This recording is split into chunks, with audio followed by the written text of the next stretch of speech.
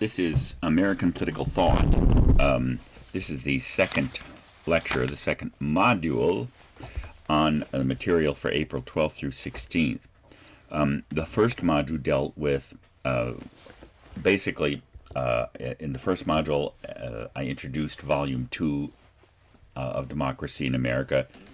Again, just to remind you of that framework, de Tocqueville divides his political science into laws and mores.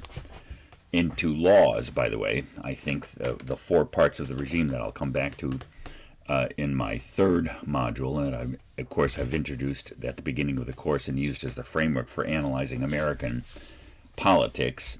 The regime is a set of ideas, a set of governing institutions that embody those ideas and principles, governing laws and policies that embody the ideals of the regime and are created by the governing institutions.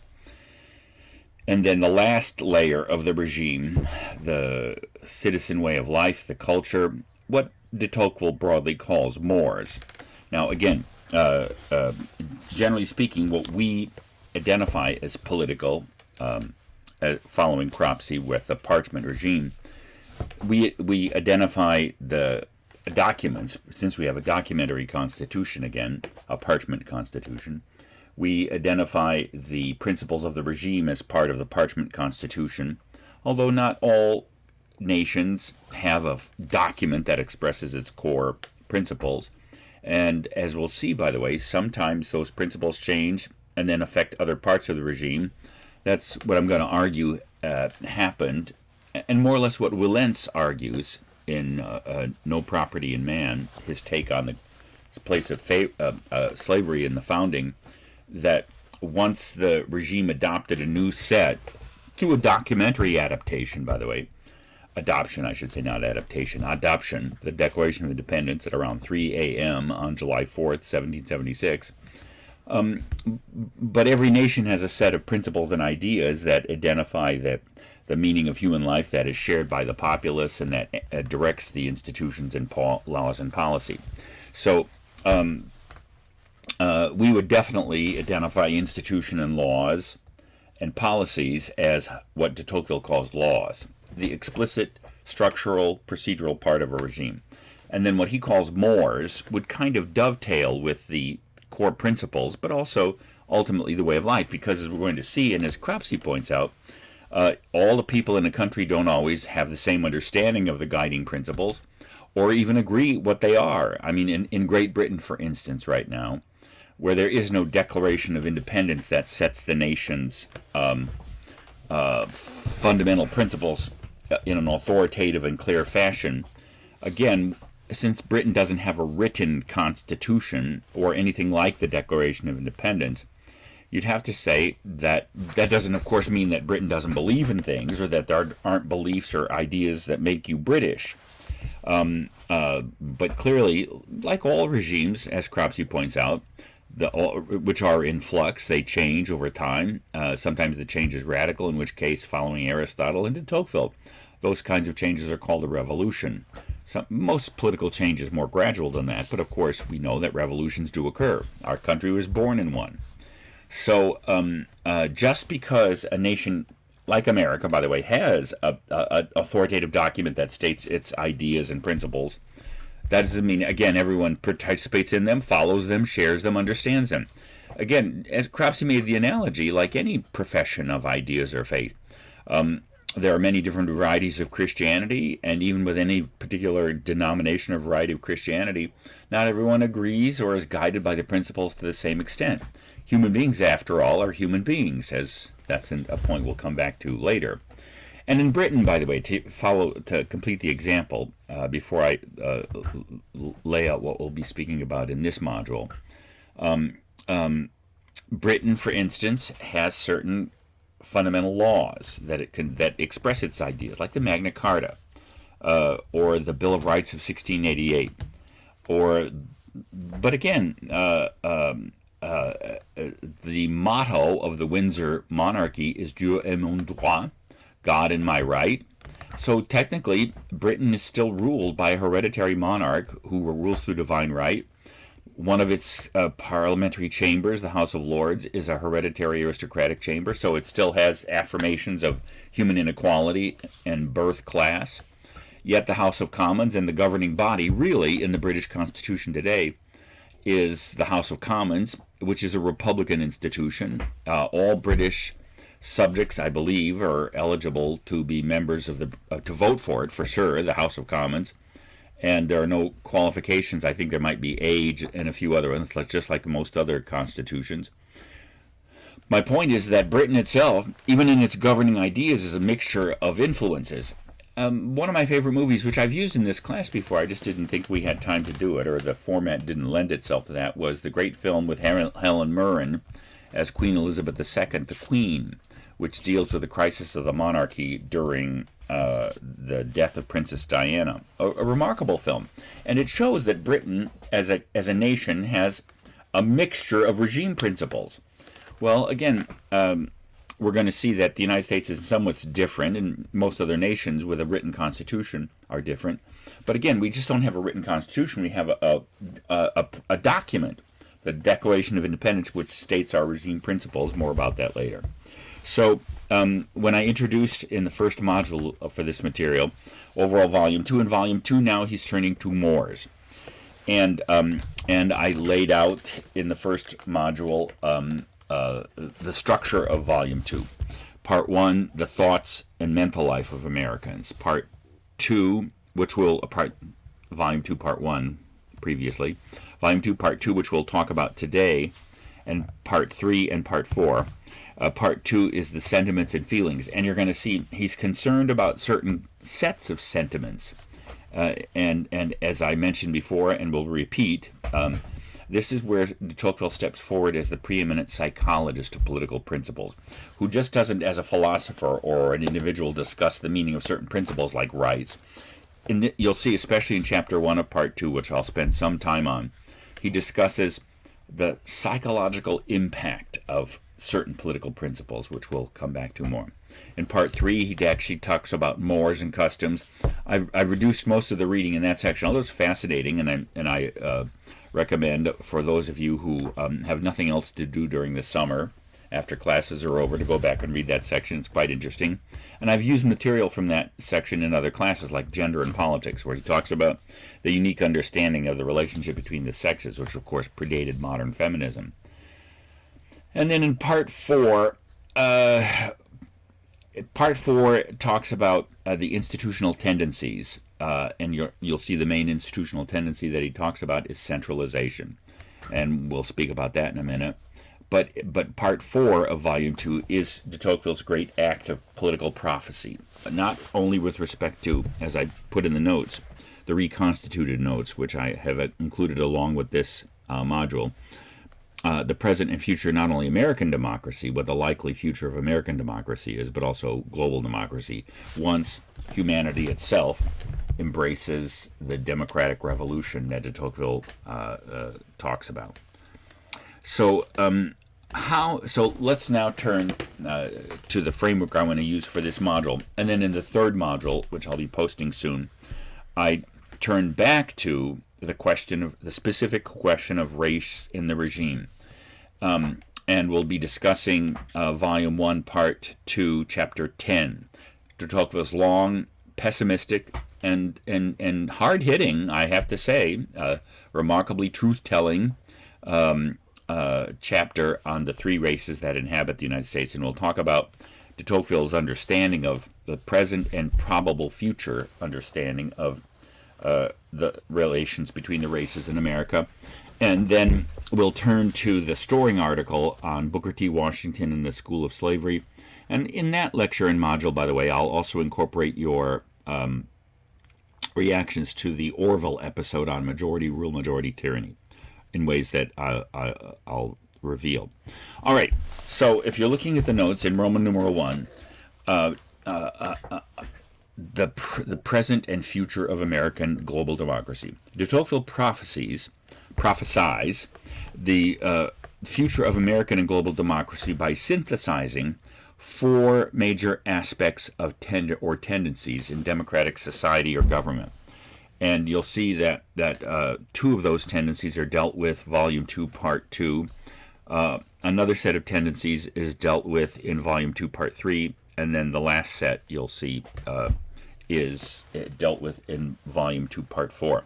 So what are the four main aspects of democratic society, culture, and government that become the building blocks of his prediction, of his prophecy?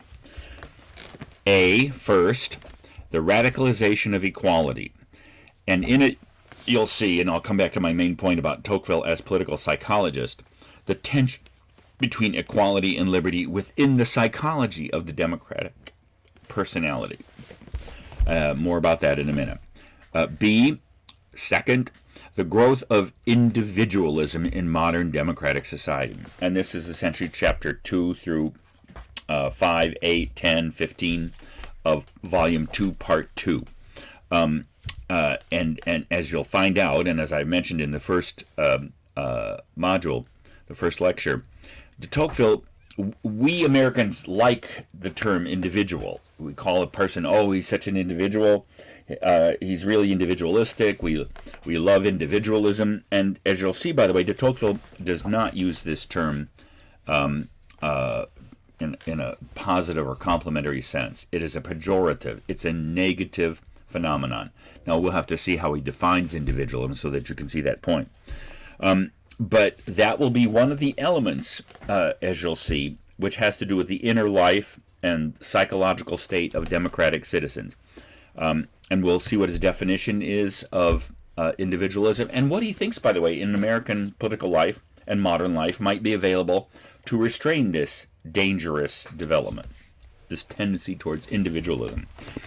The third C is the unfolding of modernity. Now, this is the broadest. I struggled about whether I should put this set of ideas last, fourth D, or third C, and I decided to do both, actually. By the unfolding of modernity.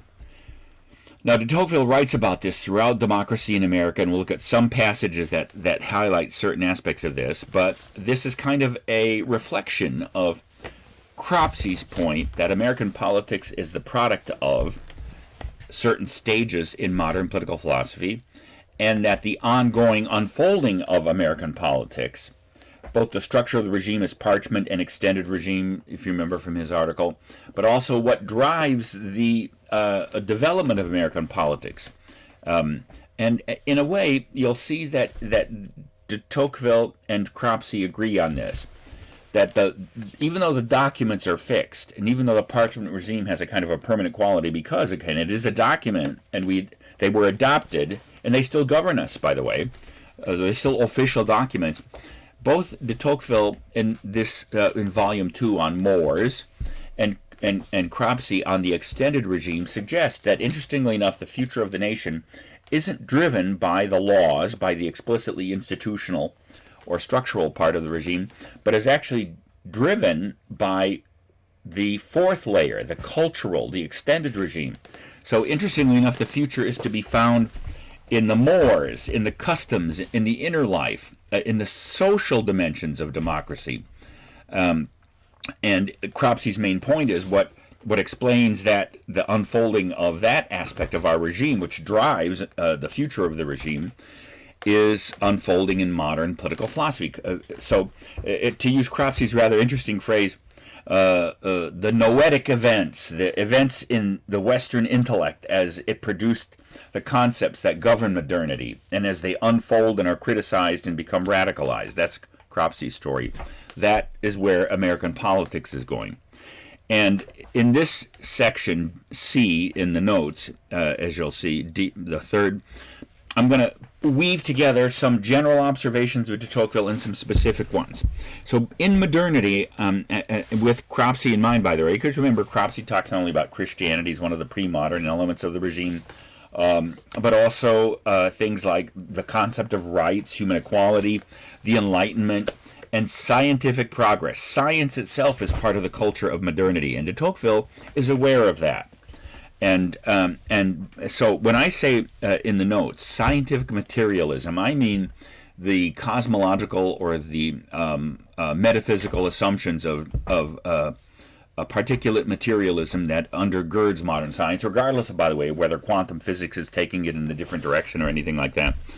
But the enterprise of modern science as essentially Baconian and Cartesian, as, by the way, accurately, de Tocqueville describes this in Volume 2, Part 1, Chapter 1, when he talks about the philosophic sources of American ideas. It has a kind that chapter has a kind of Cropsey-esque flavor.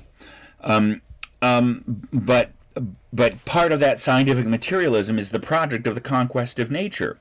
The augmentation and progress of modern scientific technology, which augments human power over the cosmos, which is exactly what René Descartes, in the Discourse on Method in 1637, as I pointed out, intended for modern science to be a species, instead of the private philosophic or scientific speculations of a Roger Bacon in the 13th century or an Aristotle in his study or whatever, the private opinions of philosophers. Descartes says we need a practical science that will conquer nature and that will become the species activity of the human race. And de Tocqueville is aware that that's happening, and that is part of his understanding of what the future ages may hold.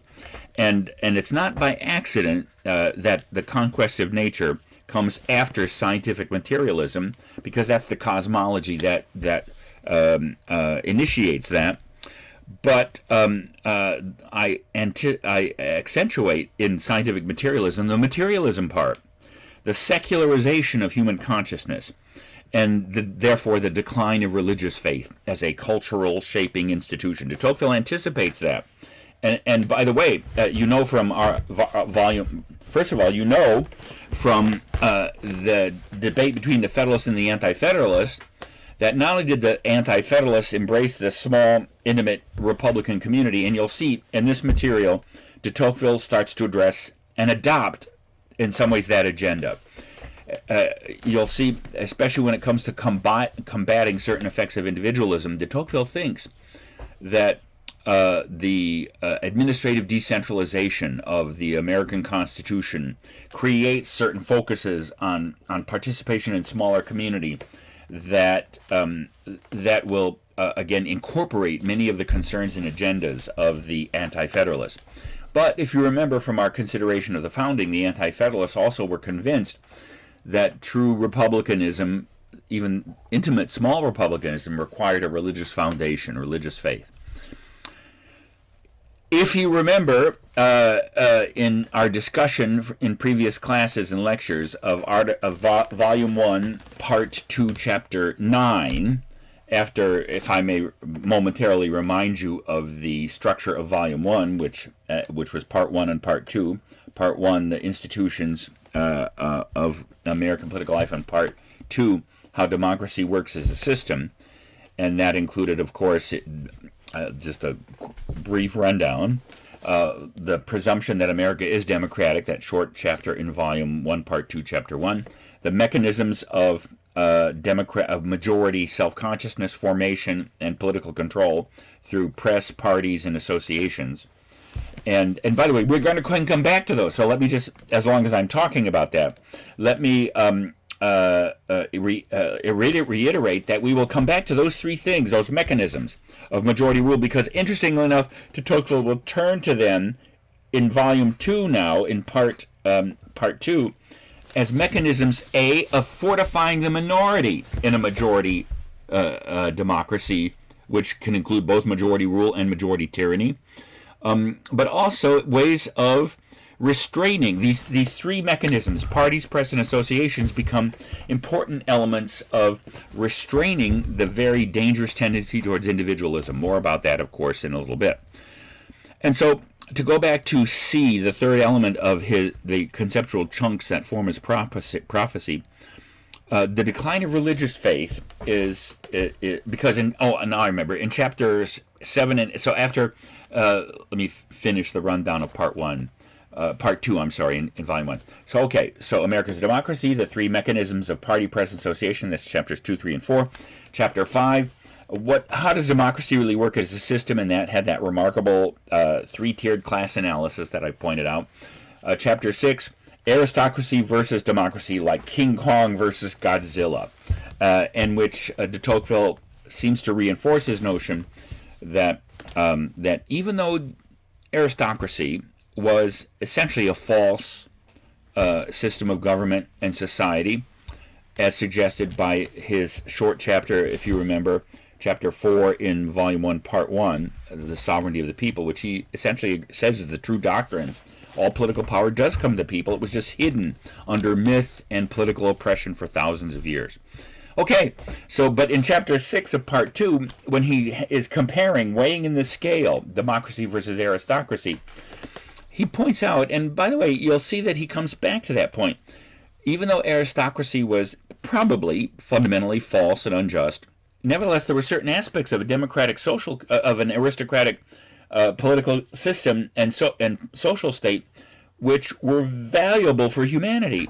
And in the shift, and you'll see that this is part of, I think, where his prophecy goes.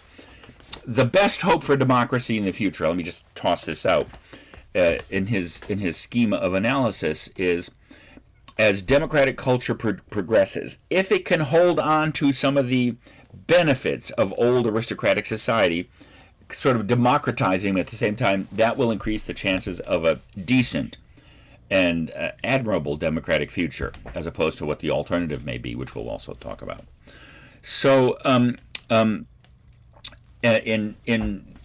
chapter 7 and 8, if you remember, after 5 and 6, he goes to 7 and 8, which he turns to the great analysis of majority rule, majority tyranny, the Orville episode, etc.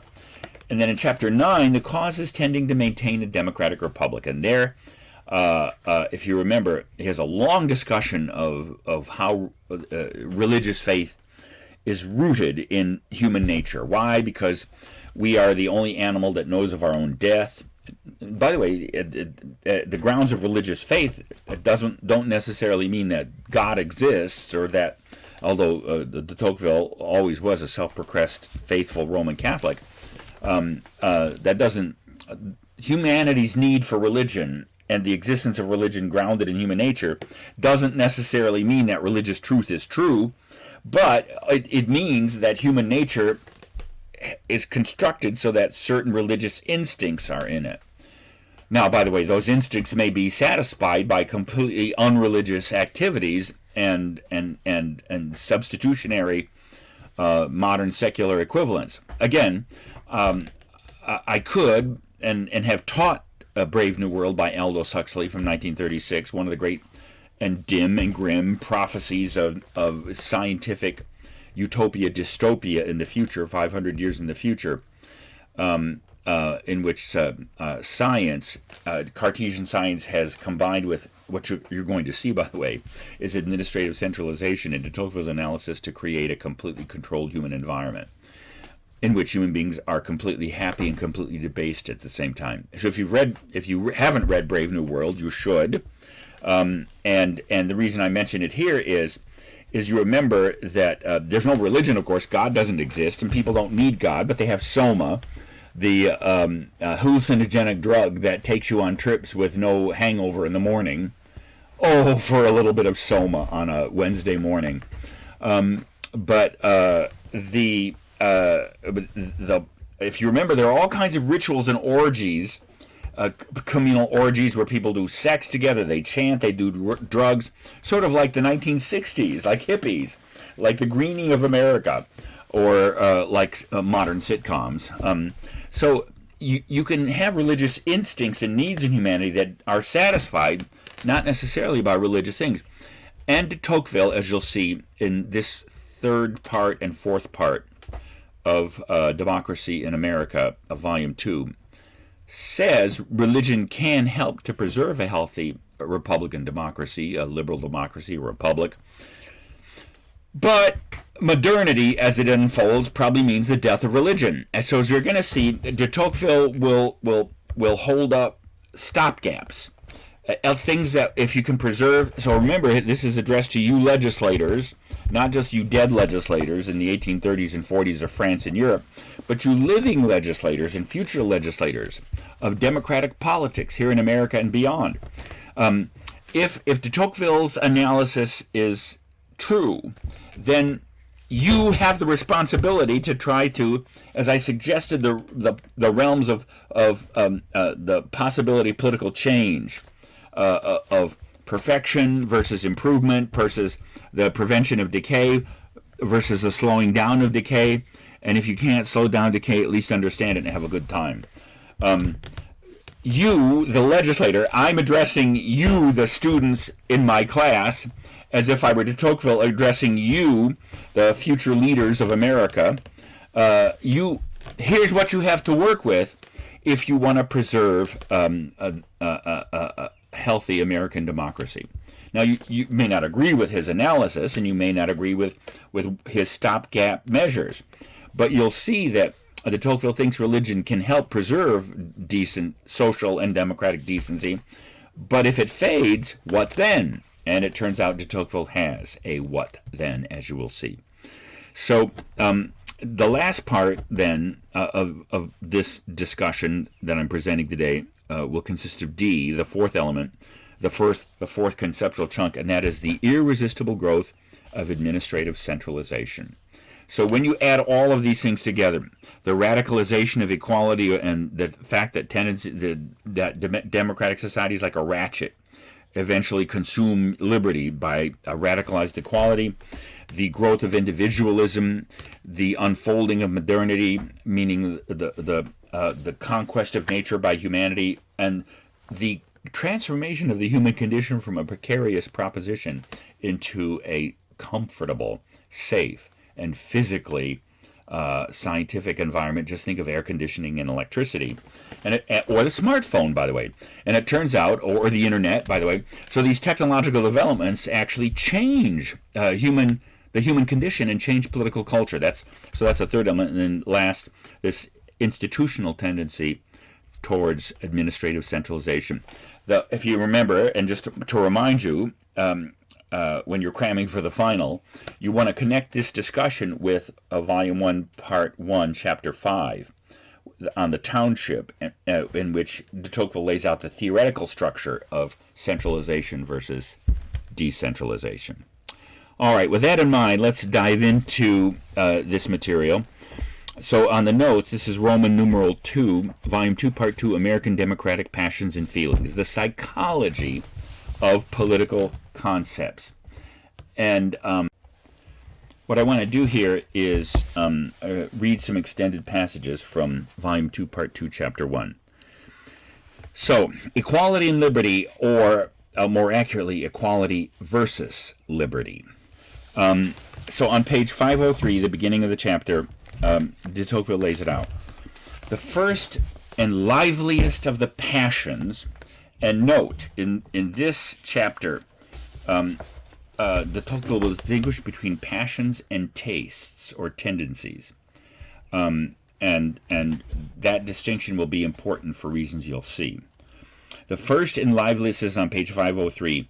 The first and liveliest of the passions inspired by equality is, I need not say, love of that equality itself.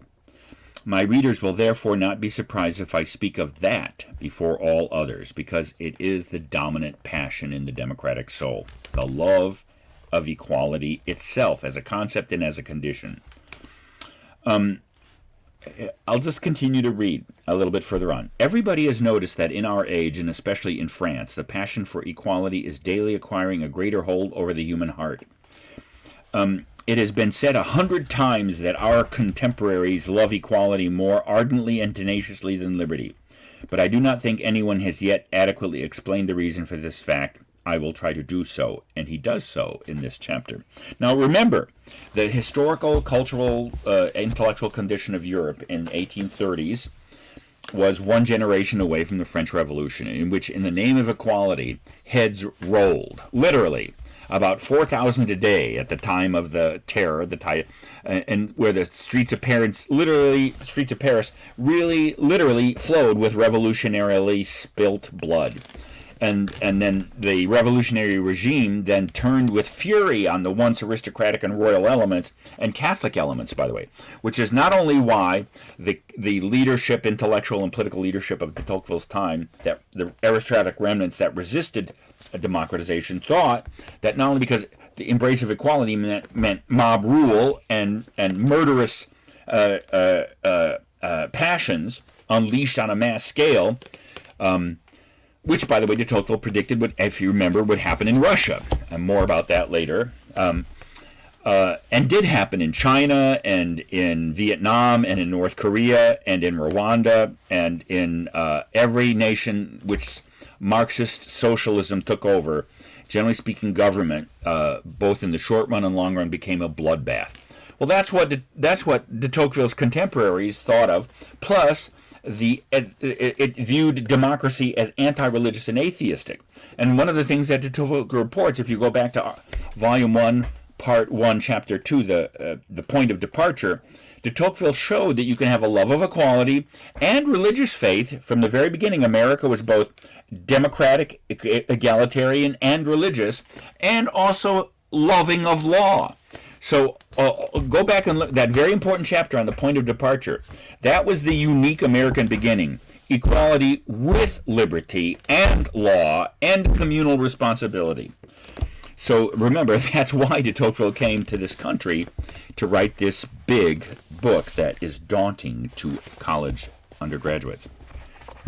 So to continue, what you'll see now, what de Tocqueville turns to, and if you're looking at the notes, after introducing the fact that equality as a concept is fixed, is the fundamental element in the democratic imagination and emotional substructure, he turns to, further on 503, which would have to say what the ideal synthesis of liberty and equality would look like. And you'll see, by the way, this will unfold into two different modes of love of equality. And this bifurcation of the potential love of equality is key to de Tocqueville's analysis. And of course, like I used the Orville episode to dramatize majority rule, majority tyranny, I'm going to use another YouTube quote snippet, because YouTube, of course, is a preservative of every aspect of cultural detritus of the human race that's been recorded on video or audio. And of course, one of the great musicals of the American musical theater is Oklahoma. So I'm going to use that to highlight the difference between the two tendencies of equality. So on page 303, let's look at what de Tocqueville thinks about what the healthy love of equality, when it's fused with and becomes operationally parallel to and coincident with the love of liberty.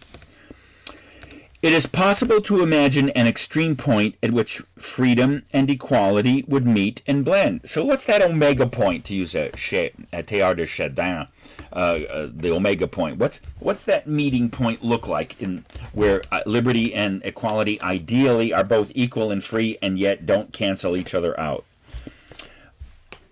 Then let us suppose that all the citizens take a part in the government and that each of them has an equal right to do so, which is pretty much what he thought America had produced. Then no man is different from his fellows, and nobody can wield tyrannical power. Men will be perfectly free because they are entirely equal, and they will be perfectly equal because they are entirely free. Democratic peoples are tending towards that ideal, and again, in 1831, de Tocqueville thought that America, to some degree, had attained that. So this is the completest, continuing on 503, that is the completest form of equality on this earth. But there are 1,000 other forms which, though less perfect, are no less cherished by those nations. This next paragraph, frankly, this short chapter is so rich in de Tocquevillianism that its extended quotes are not out of place. There can be established equality in civil society, though there is none in the world of politics. One can have the right to enjoy the same pleasures, to engage in the same professions, and to meet in the same places, in a word, to live in the same manner and seek wealth by the same means, without taking the same part in the government. So anyway, what you have a glimpse then is the ideal good form of equality, but what's the bad or perverted, corrupt form? And as you'll see, it has an emotional substructure, an emotional template. The good kind of equality that he's going to talk about, and I'm going to refer to and quote some of the lyrics from Oklahoma, as you'll see, is when the individual perceives him or herself as equal, but is grounded in a kind of a mature self-confidence, and looks around and sees that, as Aunt Eller will put it incomparably in a minute,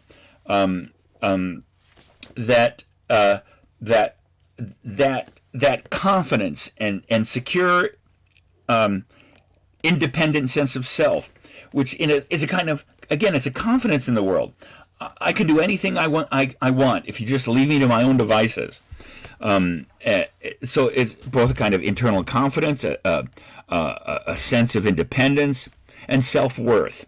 So what would the perverted emotional substructure of the bad equality that will probably be the template for future look like? Grounded in envy, and anger at inequalities in societies, which will eventually culminate in a desire to take away from anyone else that has something you don't have, to use social and governmental power to make sure that other people don't have what you don't have. So again, confidence versus insecure envy. Probably you've all experienced some aspect of both of those passions.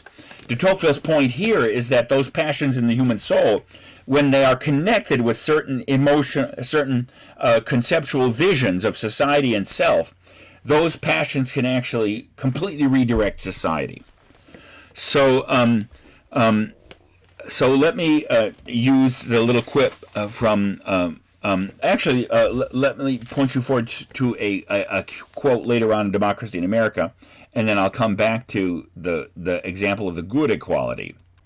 And the passage I want to direct your attention to is in Volume 2, Part 4, Chapter 1, page 667. Nevertheless, I am not convinced. Let me back up and read a little bit more, page 667. This love of independence, the good kind of equality based in self-worth and self-confidence, is the first and most striking feature of the political effects of equality, and the one which frightens timid spirits most. Timid spirits. Nor can it be said that they are completely wrong in this, for anarchy does have a more terrible aspect in democratic countries than in elsewhere. Just ask Antifa. As the citizens have no direct influence on one another, as soon as the central power that holds them in place begins to falter, it would seem that disorder must reach a climax, and that each citizen drawing separately aside the fabric of society must fall into dust. Now, that's part of what he's going to be talking about in terms of individualism, but this harkens back to a concern of the anti-federalists and their opposition to the Constitution. The Constitution creates an effective, strong national government that will kind of fix things, right? But then the problem is if people start projecting their sense of law and order onto an external fabric, as opposed to Republican citizens who carry their own legality around with themselves. And therefore, again, like the point of departure in Chapter 2 in Volume 1, Part 1, you can actually be free and love the law and participate in community. In fact, those becomes essential. And not hate what other people don't have. That is to say, you live within yourself in a positive way. Nevertheless, I am convinced, this is on page 67, that anarchy is not the greatest of the ills to be feared in democratic times, but the least. Two tendencies, in fact, result from equality. The first one leads men directly to independence and could suddenly push them right over into anarchy, if exaggerated. The other, by a more roundabout and secret but more certain road, leads them to servitude. Nations can easily see the former tendency and resist it, but they let themselves be carried away by the latter without seeing it. So it is most important to point it out. For my part, Far from blaming equality from the intractability it inspires, I'm chiefly praise it. So, by the way, what's this other kind? It's envy. Not being proud in what you are, but in being envious in others having more than you, and having privileges, wealth, or a quality of life that you don't have. So it's in this second kind of envy. Now, I've given you the reference on YouTube. It's to Oklahoma, and it's the song sung in the Act 2 during the raising of the school building, where and by the way, there's a little bit of Federalist 10 in Oklahoma, of factions contending with each other, the farmer and the cowman, because Oklahoma was the territory, and the plot of the play Oklahoma, the musical, it's the personal struggles of a cowboy who's in love with a rancher's with a farmer, and how that portends the future of Oklahoma, and Oklahoma how it becomes a state. So there's this Federalist 10 element there, where society is beset by factions. But in this scene, both the farmer and the cowman, the ranchers and the farmers, come together to build the new school building, which is kind of, in Rodgers and Hammerstein's view, a kind of a picture of healthy Americanism. And so and then, of course, the comity, not comedy, but comity, and good feeling between the farmer almost threatens to break out and destroy the very school building that they're building. But Aunt Eller, the strong central female character, comes to the rescue, and so she, just as it's about to descend into a brawl and melee with farmers fighting cowboys, she grabs a gun, shoots it. That gets everyone's attention. You might want to look at that clip, by the way. The references in the notes. But just go to YouTube if you don't have the notes in front of you, and just Google or search Oklahoma, the farmer and the cowman. So after getting everyone's attention, this is what Aunt Eller sings. I'm not going to sing it, but I'll recite it for you. I'd like to teach you all a little saying, and learn the words by heart the way you should. I don't say I'm no better than anybody else, but I'll be danged if I ain't just as good. And then everyone repeats as a chorus, I don't say that I'm no better than anybody else, but I'll be danged if I ain't just as good. Yeah, I broke into singing for you. You might want to go back and delete that from the recording. Anyway, so the passions of the heart can give emotional, sentimental direction to two different social and political visions of equality. That's the possibility. So continuing, by the way, back in Chapter 1 of Part 2 of Volume 2, to go back to page 504. De Tocqueville now takes this awareness of the emotional rootedness of equality in the democratic soul, and then analyzes more accurately the different parts of the soul activated or which ground a love of equality and a love of liberty. So I'm picking up on page 504. Although men cannot be absolutely equal without being entirely free, and consequently equality in its most extreme form must merge with freedom, that's the best possibility, which he details on the previous page, there is good reason to distinguish one from the other. So men's taste for freedom and their taste for equality are in fact distinct.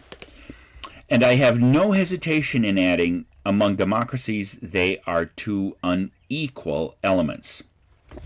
So, after distinguishing them, why is it that in the democratic mind, liberty and equality come to be separated, and in fact, liberty becomes secondary to equality? On page 505, the good things that freedom bring are seen only as time passes, and it is always easy to mistake the cause that brought them about. The advantages of equality are immediately felt, and it is daily apparent where they come from. So, now in this long passage I'm going to read in 505, and then into conclusion in 506, towards the end of the chapter, de Tocqueville becomes more specific. Democratic peoples, this is in 505, always like equality, but there are times when their passion for it turns to delirium. This happens, and by the way, that was the old French Revolution. This happens when the old social hierarchy, long menaced, finally collapses after a severe internal struggle, and the barriers of rank are then thrown down. At such times, men pounce on equality as their booty, and cling to it as a precious treasure they fear to have snatched away.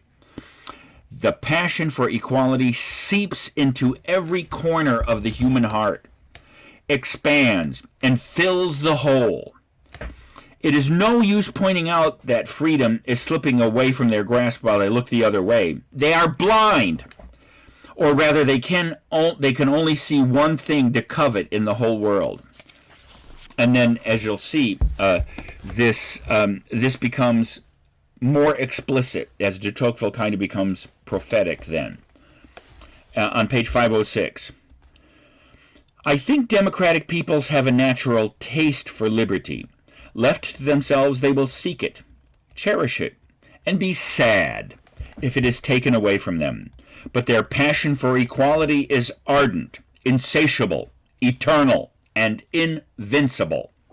They want equality in freedom, and if they cannot have that, they still want equality in slavery. They will put up with poverty, servitude, and barbarism, but they will not endure aristocracy. So, there you have it. De Tocqueville points out that in democratic social and political conditions and social states, the love of equality is rooted in a passion. And like most moderns, de Tocqueville understands that where passions are involved, you're talking about the more fundamental core or stratum of human psychology. It's a little Freudian in a way to say that the passionate basis of our consciousness is the source of our actions and consciousness. And of course it is if you're under the age of 5 or 68 years old or 69 years old. But the problem is the love of liberty is a taste. Now, here's the point.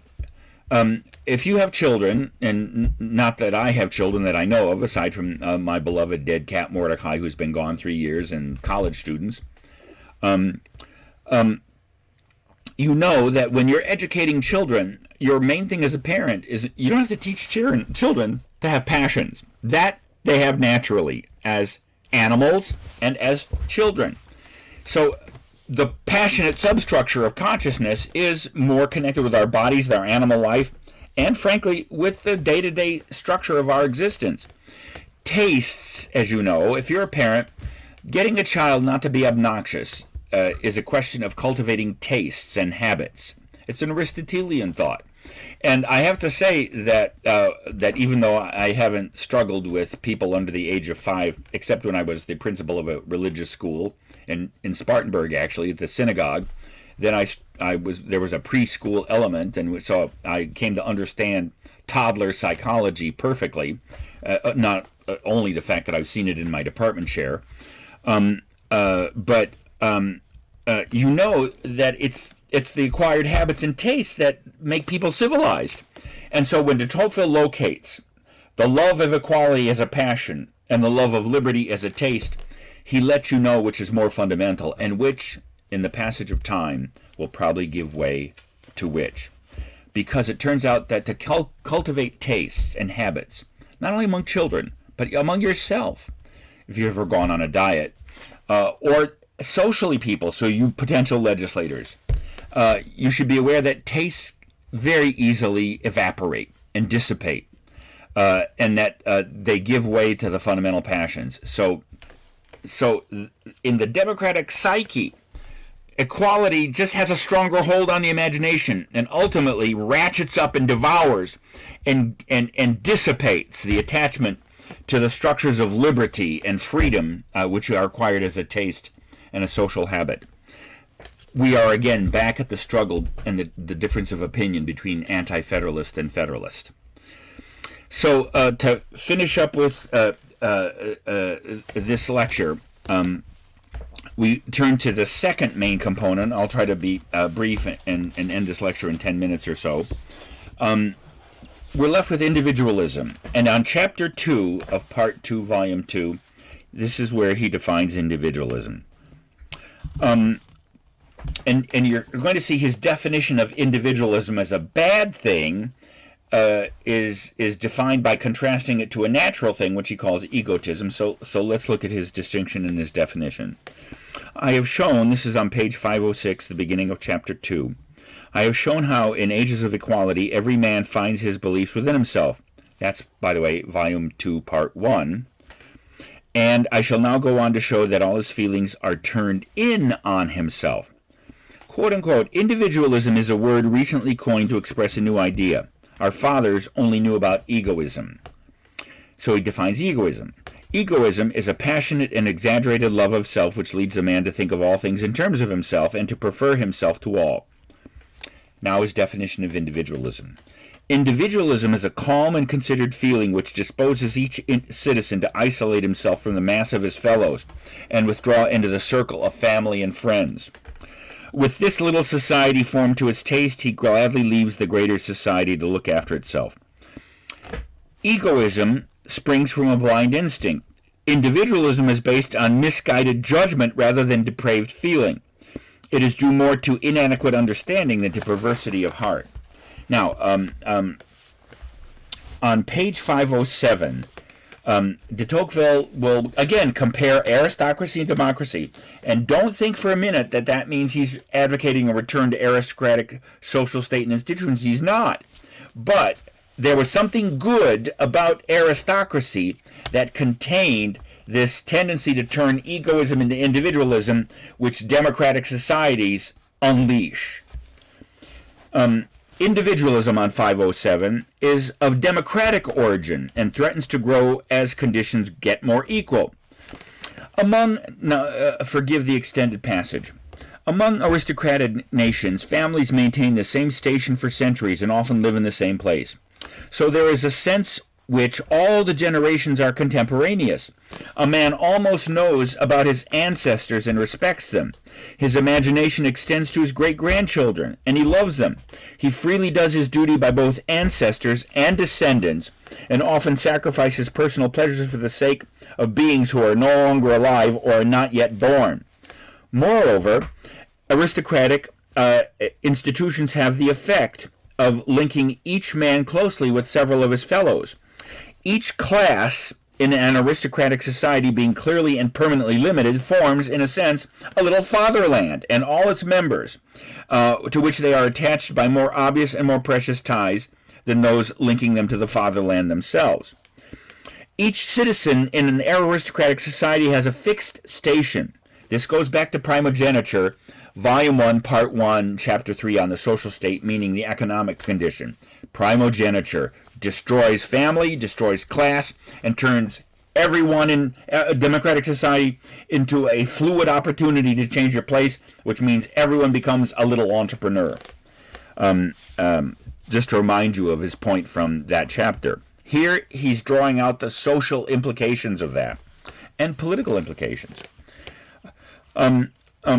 So people living in an aristocratic age are almost always closely involved with something outside themselves, and they often are inclined to forget about themselves. So, one more bit of the passage. In democratic ages, on the contrary, the duties of each to all are much clearer, but devoted service to any individual much rarer.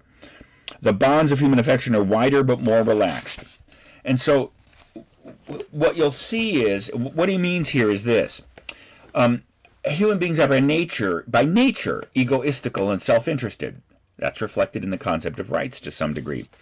But in an aristocracy, family and class become things that make the I inside of you attached to the distant past and the distant future. You become, in other words, you sense, your consciousness is linked with entities that make you think through the consequences of your actions. And therefore you may give up much of your personal pleasures for your family, for your class, for your descendants that you can only begin to imagine, and for your ancestors.